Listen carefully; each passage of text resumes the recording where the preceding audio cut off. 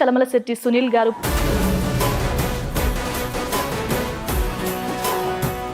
Elections టైంలో వస్తాడు seasonal politician అని. సో దానికి మీరేం సమాధానం చెప్తారు? 3 సార్లు ఎలక్షన్స్లో గెలిచి సాధించలేదు అట్లీస్ట్. అంటే 3 సార్లు 3 డిఫరెంట్ పార్టీలు. ఎప్పుడైనా బ్యాక్ చూసుకున్నప్పుడు ఏమైనా రిగ్రెట్ ఫీల్ అయ్యారా? నేను ఎలక్షన్ రిజల్ట్ వచ్చిన మన్నాడు నుంచి సునీల్ గారు అంటే మీకోసం నిర్ణయాలు ఇచ్చే వాళ్ళు కూడా సరిగా లేరు అన్న ఒక థాట్ కూడా ప్రజలు మాట్లాడుకుంటారు. ఓటమికి 100 కారణాలు ఉన్నాయంట.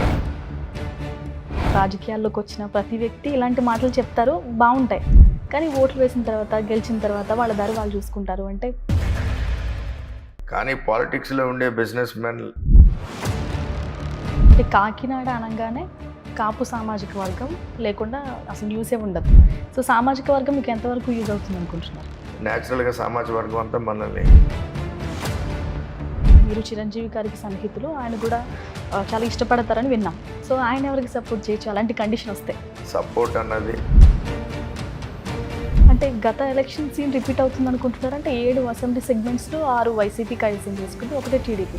సో అదే సీన్ రిపీట్ అవ్వచ్చు, అంత స్ట్రాంగ్గా ఉన్నారు. అంటే ఈసారి అంతకన్నా